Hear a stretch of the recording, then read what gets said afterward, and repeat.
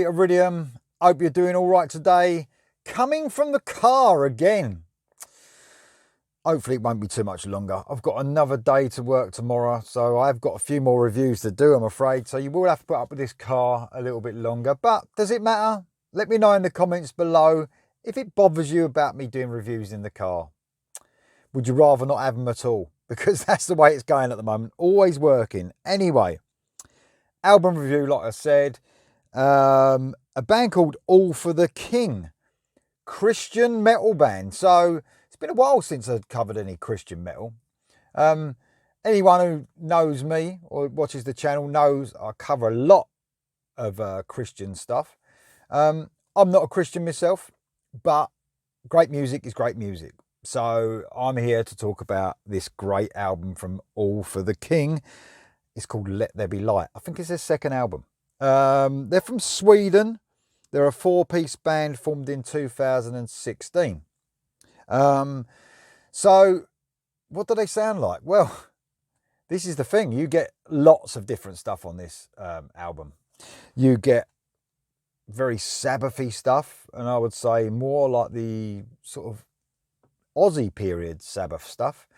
You get some melodic rock, hard rock, tinges of AOR now and again, a bit of sludgy sort of riffing going on. So this covers a large variety of styles, which is a very cool listen actually, because you just, especially on your first listen, you really don't know what to expect, what's coming next, and that's very, very cool indeed. So in the band, you've got Richard Holtek on vocals, formerly of Empire 21, good band.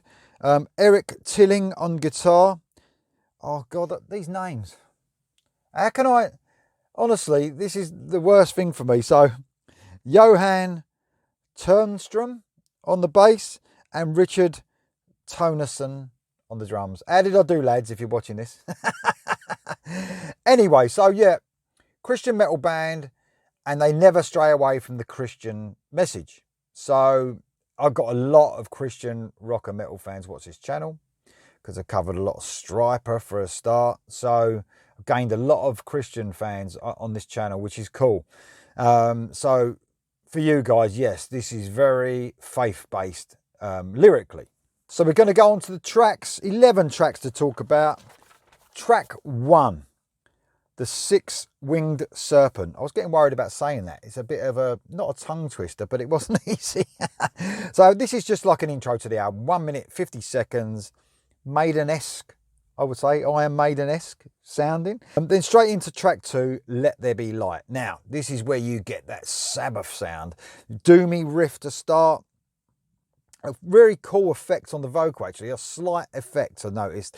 It's a little distortion on his voice, making it sound a little bit more menacing, I suppose, to add to that like 70s feel, Sabbath 70s feel. A brilliant heavy chorus after quite a mellow, clean guitar build-up. It's a sort of slow to medium pace song. And now and again, you get a very cool odd time signature. Not many, but the odd one now and again to show they're a really clever band as well. But man, that chorus is the winner here.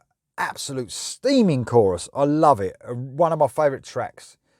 Kicking the album off proper, I suppose, after that little intro. Next up is I Am He. A great metal groove here. A little bit bluesy, but more towards that metal side. You know, just a tinge of blues, I would say. A bit like Sabbath used to do as well. A good chorus, but man, the verses on this, they're the ones that are winner on this track. They're absolutely brilliant. Such a cool groove to this. There's a bit of narration here as well, over some heavy riffs. It's quite a cool part of the song. Another slow to medium pace song, another strong song.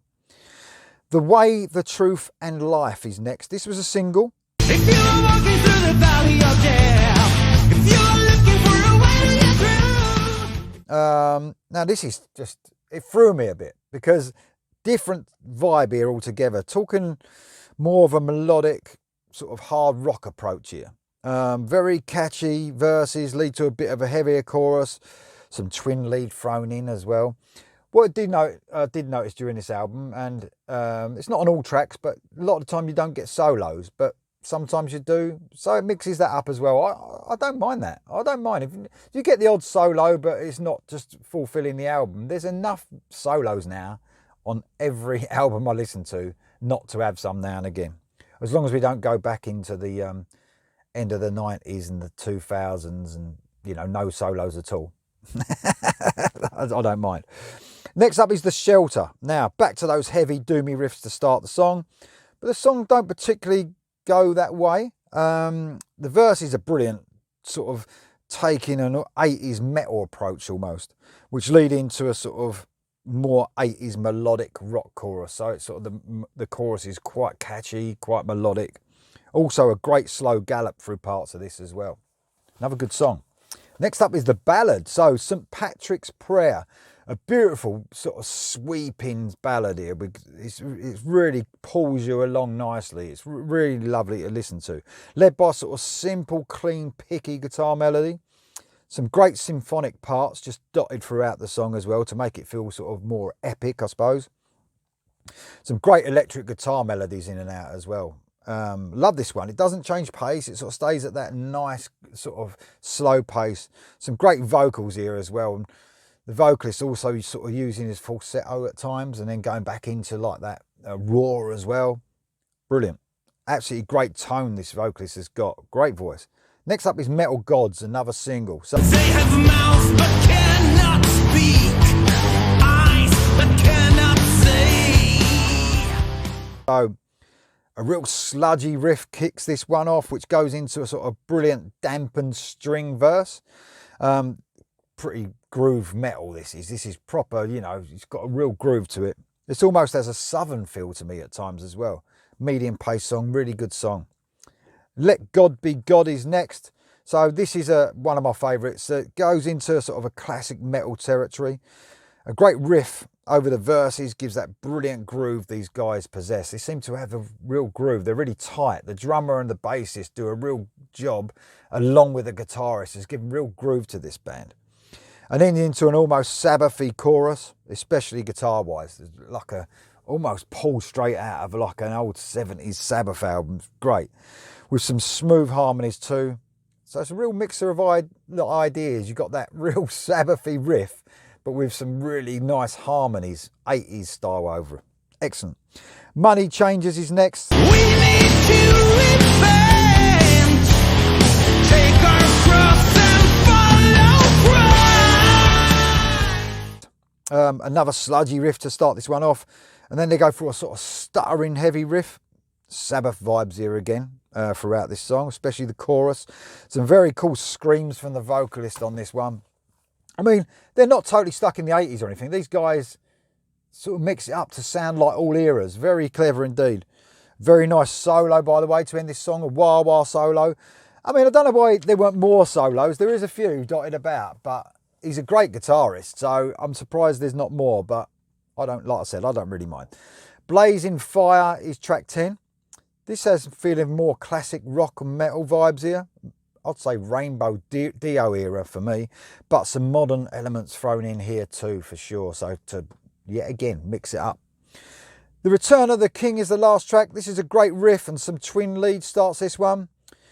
We get some spoken word verses throughout this song. I would have preferred him to sing because he's got a great voice. I'm not really into spoken word songs so much, but the chorus is absolutely brilliant, so it makes up for it. A great bass line as well going through this song, just sort of carries the song along really. Absolutely superb work from the bass player.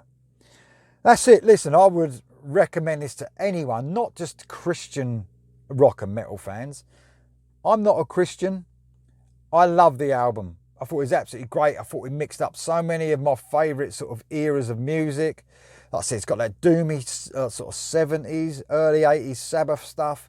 It's got more modern stuff. It's got sludgy stuff. It's got some melodic rock, even sometimes veering on AOR. So you can hear like the amount of stuff you're going to get at this album. It's one of those ones that will, you know, over time, you more time you have this album, the better it'll be because you've got so many different influences on here. Really recommended from me. All for the King. Let There Be Light, recommended. Let me know what you think in the comments below. I'll see you next time.